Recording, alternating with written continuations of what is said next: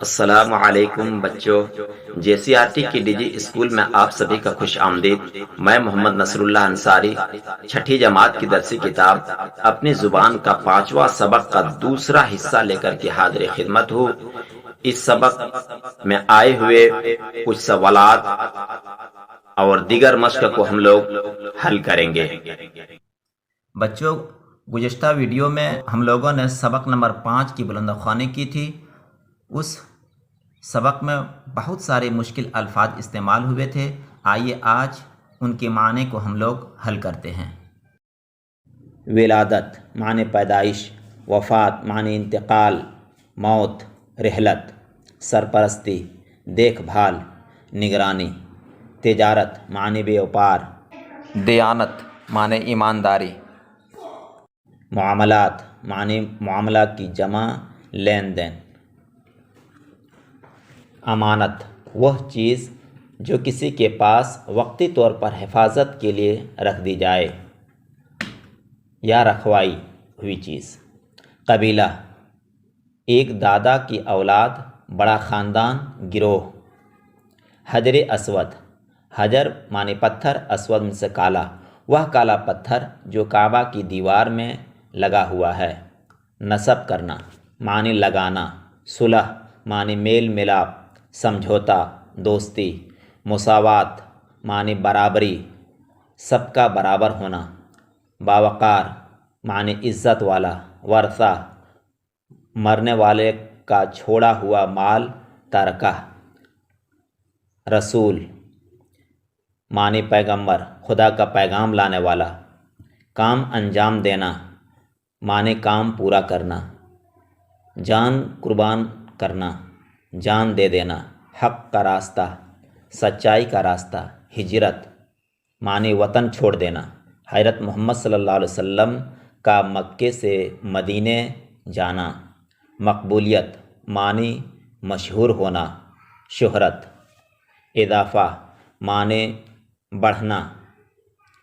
مزاج پرسی معنی حال پوچھنا، خیریت معلوم کرنا۔ تیمارداری معنی بیمار کی دیکھ بھال۔ حجرہ معنی کوٹھری، مسجد سے ملا ہوا چھوٹا کمرہ۔ سپرد خاک کرنا، مٹی کے حوالے کرنا یا دفن کرنا۔ اب آئیے ہم لوگ اسی سبق یعنی سبق نمبر 5 کے سوالات کو حل کرتے ہیں۔ پہلا سوال ہے، محمد صلی اللہ علیہ وسلم کی پیدائش کہاں ہوئی؟ جواب، حضرت محمد صلی اللہ علیہ وسلم کی پیدائش مکہ میں ہوئی۔ سوال نمبر 2، آپ صلی اللہ علیہ وسلم کو امین اور صادق کیوں کہا جاتا ہے؟ جواب، آپ صلی اللہ علیہ وسلم بہت زیادہ امانت دار تھے، کبھی بھی امانت میں خیانت نہیں کرتے تھے اور ہمیشہ سچ بولتے تھے، اس لیے آپ صلی اللہ علیہ وسلم کو امین اور صادق کہا جاتا ہے۔ سوال نمبر 3، حجر اسود کسے کہتے ہیں؟ اس کا جواب ہے، حجر اسود اس سیاہ پتھر کو کہتے ہیں جو کعبہ کے جنوب مشرقی دیوار میں نصب ہے۔ سوال نمبر 4، حضرت محمد صلی اللہ علیہ وسلم نے مل جل کر کام کرنے کا طریقہ کس طرح سمجھایا؟ اس کا جواب ہے، حجر اسود کو نصب کرنے کے لیے نبی صلی اللہ علیہ وسلم نے ایک چادر منگوائی، اس میں حجر اسود کو رکھ کر ہر قبیلے کے سردار سے کہا کہ چادر کا ایک ایک سرا تھام لیں، اس طرح اس کام میں ہر قبیلے کی حصے داری ہو گئی اور نبی صلی اللہ علیہ وسلم نے اس سے سمجھایا کہ مل جل کر کام کرنے میں برکت ہے۔ سوال نمبر 5، آپ صلی اللہ علیہ وسلم عبادت کرنے اور غور و فکر فرمانے کے لیے کہاں جاتے تھے؟ اس کا جواب ہے، آپ صلی اللہ علیہ وسلم عبادت کرنے اور غور و فکر کے لیے غار حرا میں جاتے تھے۔ سوال نمبر 6، جس کتاب میں خدا کا مکمل پیغام ہے اس کتاب کا نام کیا ہے؟ جواب، اس کتاب کا نام قرآن شریف ہے۔ سوال نمبر 7، حضرت محمد صلی اللہ علیہ وسلم نے جب پہلی بار انسانوں کو خدا کا پیغام سنایا تو آپ صلی اللہ علیہ وسلم کی عمر کیا تھی؟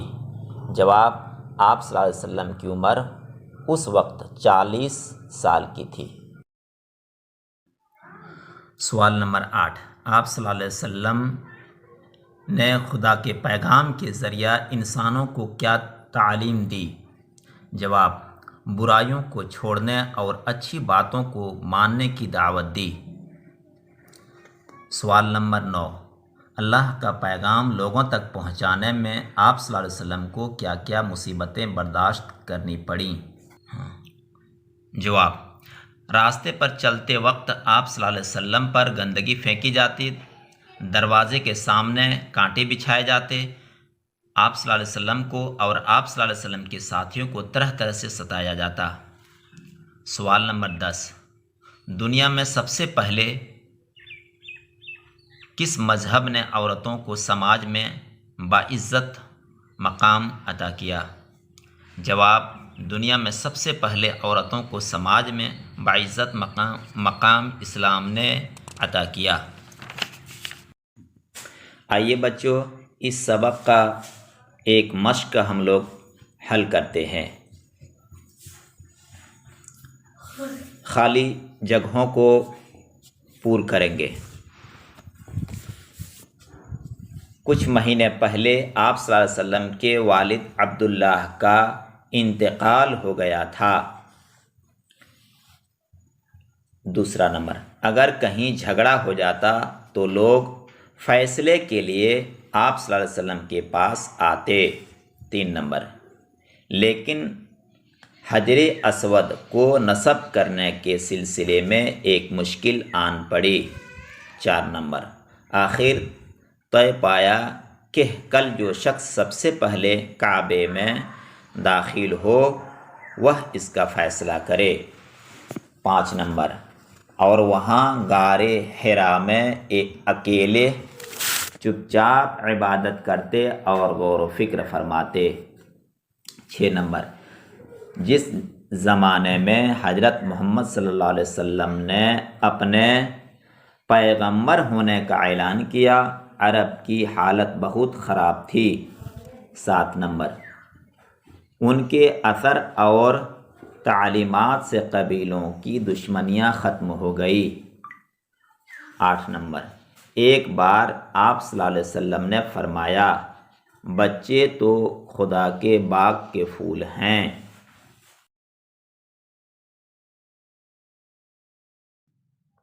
نیچے دیے ہوئے لفظوں کو جملوں میں استعمال کیجیے۔ تجارت، قبیلہ، صلح، مساوات، ہجرت، اضافہ، تیمارداری، مزاج پرسی۔ ان لفظوں کو جملوں میں استعمال کریں گے اور یہ اب آپ لوگوں کا ہوم ورک ہوگا۔